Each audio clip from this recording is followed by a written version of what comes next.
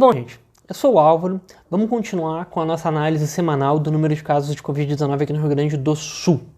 Esse gráfico aqui, ele está atualizado com os dados da Secretaria Estadual da Saúde até ontem, até dia 24 de maio, e ele mostra essa evolução aqui desde o final de março até ontem, 24 de maio. É importante falar que esses dados estão por data de confirmação, não por data de notificação. Até semana passada a gente estava fazendo análise por data de notificação, que eu até acho mais correto, eu acho melhor fazer por data de notificação, que é a data que a pessoa fez o exame para o Covid-19, do que por data de confirmação. Mas só que essa semana deu um problema no site da Secretaria Estadual da Saúde e eles tiraram a informação do número de casos por data de notificação. Então, por hora, a gente tem para trabalhar a data de confirmação. Tem umas vantagens que os números não vão se alterar ao longo do tempo, enquanto por data de notificação, a gente sempre tinha aqueles casos represados, né, que vinha para trás, e aí acabava alterando muito de um dia para o outro. Por data de confirmação, não vai alterar. Se confirmou 30 casos hoje, vai ser mais 30 casos hoje. Mas voltando aqui para o gráfico. Tem uma coisa que é uma desvantagem, né, da data de confirmação, que é esses... como é que eu vou chamar isso daqui?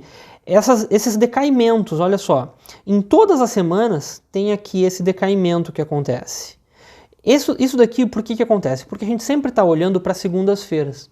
E nos fins de semana, as confirmações vêm em menor número. E daí chega lá segunda, terça-feira e dá uma avançada grande no número de casos. Mas como a gente está fazendo uma análise semanal, isso até não é tão ruim. Se fosse uma análise menor, diária, aí teria um grande problema de fazer com esses dados. Mas como é uma análise semanal, até tá ok. Agora, outro problema que a gente vem observando. Esse print aqui, ele é um print que eu tirei agora de manhã do site da Secretaria Estadual da Saúde e tem um detalhe aqui, né? Porto Alegre com 602 casos confirmados. Aí a gente vai olhar para os dados de Porto Alegre, da Secretaria Municipal da Saúde, e olha só quantos casos confirmados que Porto Alegre tem. Isso daqui é um print do boletim de ontem da Secretaria Municipal da Saúde. 950. Então tem uma diferença grande, né? Poxa, 348 casos. De 602 casos para 950 é uma diferença grande. Então, como é que a gente poderia... O que está acontecendo e como é que a gente poderia fazer para melhorar isso daí? Primeiro, o que está acontecendo? Está acontecendo uma disputa. A Secretaria Estadual da Saúde pede que todos os municípios utilizem um sistema que se chama eSUS, que é o Sistema Unificado Brasileiro, e a Secretaria Municipal da Saúde prefere utilizar outro sistema, o GERCOM. Esse outro sistema, segundo a Secretaria Municipal da Saúde, ele é mais eficiente porque ele não só notifica, mas já encaminha para o exame, então teria metade do trabalho aí. Então tá aí essa disputa entre Secretaria Estadual e Secretaria Municipal, e por isso que os dados de Porto Alegre estão congelados no tempo.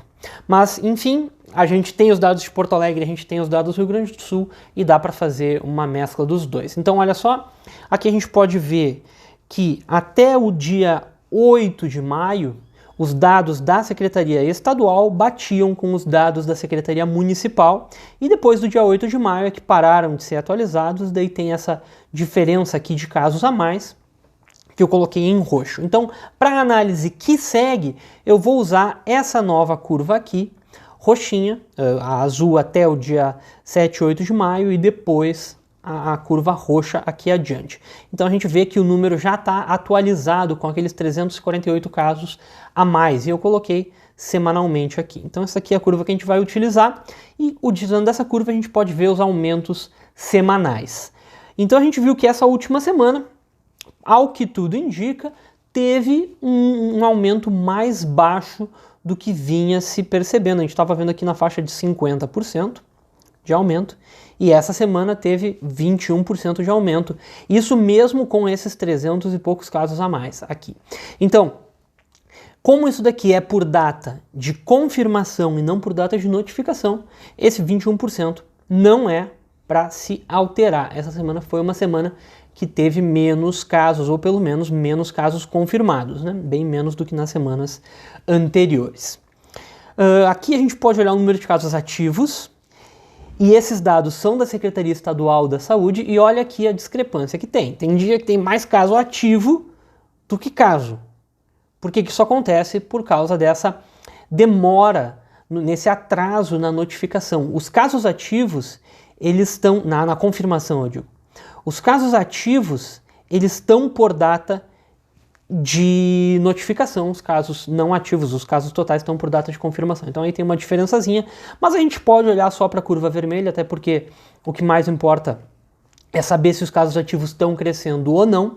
E a gente viu que depois desse crescimento que se deu lá no final de abril, muito por causa do feriadão de Páscoa, daquelas aglomerações, em maio os casos ativos não aumentaram muito, eles parecem ter dado uma estabilizada. Até nos últimos dias eles caíram. Eu acho que essa queda aqui ela não vai se manter, eu acho que vai ficar mais ou menos nessa etapa aqui para a semana que vem, nesse patamar aqui de menos de 2.000 casos ativos, provavelmente, mas ainda perto de 2.000.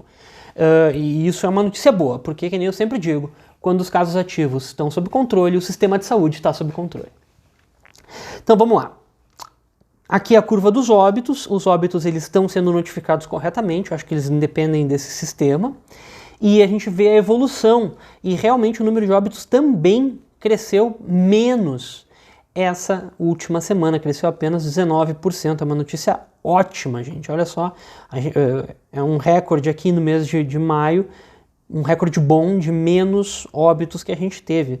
Aqui no final de abril a gente teve 29 óbitos, depois 32, depois 44 e agora 29 óbitos, foi uma semana boa nesse sentido, claro que solidariedade aí às famílias, né, mas enfim. E um outro dado importante da gente visualizar nessa curva é a taxa de letalidade, esse percentual aqui. A gente está vendo que a taxa de letalidade já ficou alta ali no início de maio, 3,1%, e começou a baixar. Por que começou a baixar a taxa de letalidade? Porque o Rio Grande do Sul está fazendo mais testes, ou seja, a subnotificação está caindo. Isso é muito bom. A gente está tendo uma noção mais real de como é que está a coisa no estado. O que mais? Isso, sistema de bandeiras, o modelo de distanciamento controlado aqui do Rio Grande do Sul. Eu estou sendo um pouco crítico desse sistema, eu acho que a ideia é muito boa, mas, de novo, os pesos não estão legais, os pesos não se alteraram. Eles falaram que iam fazer mudanças e talvez fossem mudar os pesos, mas não se alterou nessa semana. E que nem vocês estão vendo aqui no gráfico, isso puxa todas as regiões para a bandeira laranja, isso dificulta a chegada da bandeira vermelha e impossibilita a bandeira preta antes que o sistema de saúde do estado inteiro colapse. Outra coisa, outro aspecto aí desse modelo é que a Secretaria Estadual da Saúde só está utilizando os dados dos exames por PCR, ou seja, eles estão ignorando os testes rápidos, que a gente está vendo que aqui em Porto Alegre, na região metropolitana, está sendo utilizado com bastante força esses testes rápidos e eles não estão entrando na conta. Dando o braço a torcer até faz algum sentido, porque esses testes rápidos, eles detectam anticorpos, ou seja, eles detectam uma situação de, sei lá, 1, 2 semanas atrás. E se eles estão detectando essa situação de 1, 2 semanas atrás e o Estado está querendo ver como é que está a evolução nessa semana, até faz algum sentido não utilizar os testes rápidos, mas é um aspecto controverso, porque aqui em Porto Alegre a gente tem muito teste rápido sendo feito e talvez a gente fique com uma bandeira menor do que deveria estar. Mas enfim, todo mundo vai ficar com a bandeira laranja enquanto esses pesos não mudarem, então até não deve ser tanta diferença. Eu fiz as contas semana passada, não alterava a bandeira usar os dados com todos os testes, então ok. E finalmente, pessoal, aproveitando que hoje é o dia da toalha, don't panic, não entre em pânico. Essa é uma mensagem correta, pessoal. A gente está numa pandemia, a situação é complicada, a gente se sente ansioso, a gente se sente mal, a gente tem medo, a gente não sabe como é que vai ser, mas não pode entrar em pânico, a gente tem que ficar calmo e fazer o possível individualmente. Se cada um fizer o seu melhor, é isso que vai ajudar a solucionar o problema, a mitigar as situações. Então, usa máscara, higiene, e se informa e enfim, esse tipo de coisa que eu sempre falo. Então, muito obrigado e até a próxima.